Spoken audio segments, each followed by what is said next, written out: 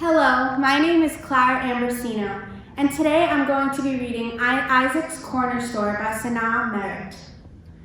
The rain dropped hard like metal coins to the old city sidewalk, lit by the old metal lights drooping over the street. The street smelled like rain. As I watch the light pour onto the sidewalk, I look over to my mom and ask what she wants from the corner store. I try to take as much time as possible with her. I know what gum she wanted. She always wants the same thing. But I wanted to see Isaac's old but not a day-old smile behind the counter too. As I get out of the car, my shoes lightly graze the cold, deep puddles, reminding me of the downs about my day. I ran inside with the puddles behind me and the open door. The gently flickering yellow lights spilled across my eyes, and the smells of the salty and savory food made throughout the day flooded my nose. The memories from my never-ending summer nights, long hot walks to get ices. Isaac looked tired and more old since last summer, but always the happiness in his eyes. We had the usual small talk, and then he gave me my mother's gum. It was time to leave. "It's gonna be a while until I see you again," I said before taking the bag. He looked up with a slight smile and said, "I know, but I'll see you in the summer. Summer always comes around." He dropped a handful of purple Jolly Ranchers from the jar on the counter into the bag with my mother's gum. I looked at him once more before I walked out into the almost unending dark emptiness night of memories and sighed. Hello. I am Edward Jansen. Today I'm going to be reading 356, a poem by Edward Jansen. The nights are hardest in a lonely leather chair, gripping firmly on the armrest, daring not to blink, just do it, don't think. Worrisome, quite slowly she opens up the door, softly lingering on the handle, steps into the corridor. We do not speak the other's language, melting slowly in the solid ice of liquid conversation. Husbands go home to wives they'll never know. Children say goodbye to parents as they go. Wallowing in my wondering and sleeping in my shame, every hair feels every wave upon this dreaded name. Free me from this chrysalis, from this siren's hypnotic rest. Free me from the metronome beating in my chest.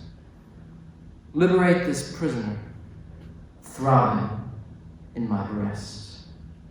Hello, my name is Grace Pecknick, and I will be reading Dear Wawa by Isabella Fernandez. Dear Wawa, I love you so much. I can't believe you're gone. I miss you like crazy and wish you were here with me.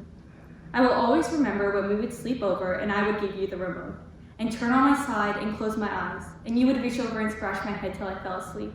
I wish I could have seen you one last time before I lost you. I will miss seeing you on holidays. It's going to be very hard to go over and see Weewo and Kiki without you being there.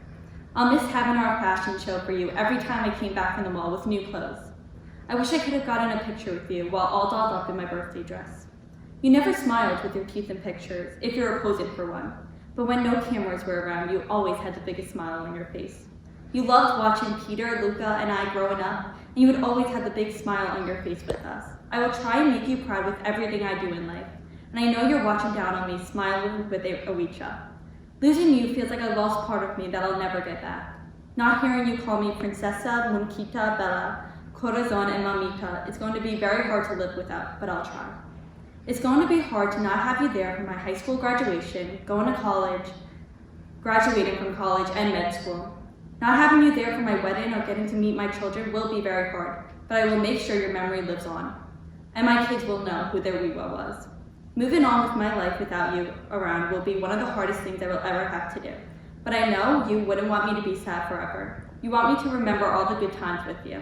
And even though you're gone, your spirit isn't. And you're always going to be right behind me, pushing me through. You are my light, and now you're my angel. I will cherish all the memories with you. Until we meet again, Weewa. Love, your granddaughter. My name is Melanie Goldrick, and I'm going to be reading What is More Beautiful by Juliana Cappy. What is more beautiful than a smile? Is it when you make her cry? Her bleeding heart as she reaches out for you? The stumble in her legs as she runs to catch you, but watches as you slip through her trembling fingers, trying desperately to pick up the pieces you left behind? The tears that leak from her eyes, engraving in your mind that instead of tears of joy, you see her tears of longing, her dance of chaos, when everything around her starts waltzing to a fall. Is she beautiful enough for you? Hello, my name is Robert Nolan. I'm Kevin Bongiorno, We're both from the class of 2021. and we will be reading Winds of Change. I felt a strange wind gust from the west. It wasn't like the breeze that I normally feel in the early hours of dawn. It didn't leave me with that tingling sensation in my hands, nor did it leave me with the familiar numbness in my feet. This wind embraced me and provided me with warmth and solace. It filled my soul with exhilaration.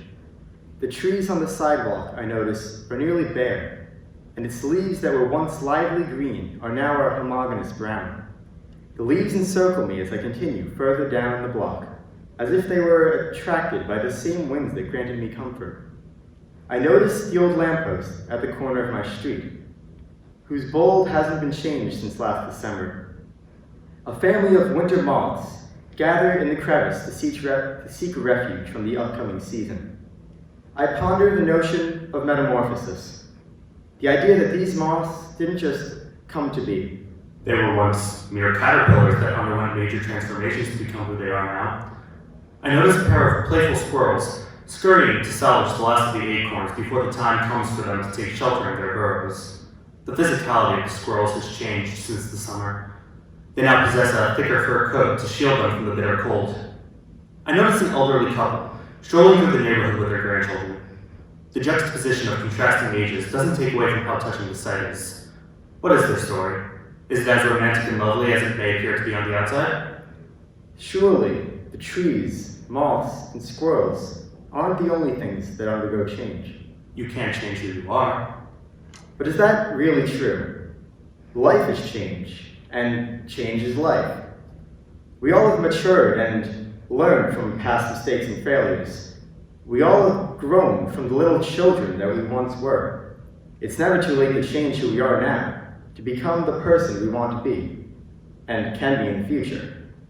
It all starts when you overcome and challenge aspects of yourself that you wish to change. And it's then that I realized that the winds I encountered this morning weren't the usual winds that one feels on the boardwalk at the beach, nor the gentle breeze that jolts you awake in the morning. For the winds that I encountered this morning were winds of change. Hi, my name is Emma Carmody, And I'm Karen O'Grady. and we are from the class of 2021. Welcome to the Drama and Renaissance Performance, where we will be performing works from the Renaissance published on Kellenberg.org, written by Kellenberg students. I will be reading today Cat Life, Human Life. By Arietta Koutogianis. You and I live in two different worlds. You, the reader, see in vibrant colors, but for me, it is dim. I walk on all fours while you walk on two. My hearing and smell are better than yours, but you can see a wider range than I. I don't like milk, a common misconception, and I purr when I am pleased. There's a saying, you only live once. Well, that may be true for you. I have the privilege of living 9. Yes, I am a feline. You guessed it. Stay a while. Bright and early, I wake up. She feeds me my food, and I drink my water. I watch her stress as she hands the boys a brown paper bag and rushes them out the door, and she kisses them goodbye. They disappear into a big yellow car and wave at her as they move further and further away. She walks away into her room with a table and chair and a large screen. She never forgets to close the door. Throughout the day, I hear her talk to a man, but the man doesn't seem to be near. The boys come home. It is time for dinner. I close my eyes. It is the morning. I drink my water. I see the boys talking to her in a manner of struggle. They seem to not want to go on the yellow big car. They neglect her kisses. She continues to talk to them until finally they give in and leave. She once again closes the door and speaks to a voice.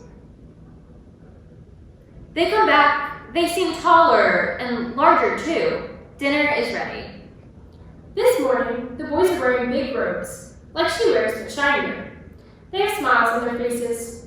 She is wearing an expression on her face. She is happy. My bowl is full once again. I am drinking my water and eating my food. She leaves with them, and they aren't in the yellow car this time. Her door is open. I walk in. On the screen, there is writing on it saying, "Congrats on your acceptance." They come back a few hours later, and she has black streams down her face. The boys look at her and hug her. The next day, the boys leave with large boxes. She's crying streams and streams of tears. She waves them goodbye, and they look back at her with smiles on their faces. I close my eyes, yet there's no commotion. My bowl seems to be empty. Has she forgotten her third child? No yellow car, no boys. After what seems like years, they walk in the door. They brightened up her house. She comes running to them. It is like she hasn't seen them in forever. They hug her and show her love. Life is back. Dinner is ready. They talk and talk for hours. I open my eyes. This time, someone unfamiliar is here. A girl. She is sitting next to one of the boys, laughing with him. They once again leave and say their goodbyes. She shakes the girl's hand. I close my eyes. It is early out. The boys come back. It's been months. The girl walks in. She shows her a ring on her finger. She gasps. She is happy. Months and months go by. It must be years. She grows older, yet happier. She doesn't speak to the man anymore. It is the middle of the day, and we eat together. A boy walks in. He looks just like the other boy I know. The boy runs up to her, and she hugs him tightly. She is happy. I close my eyes.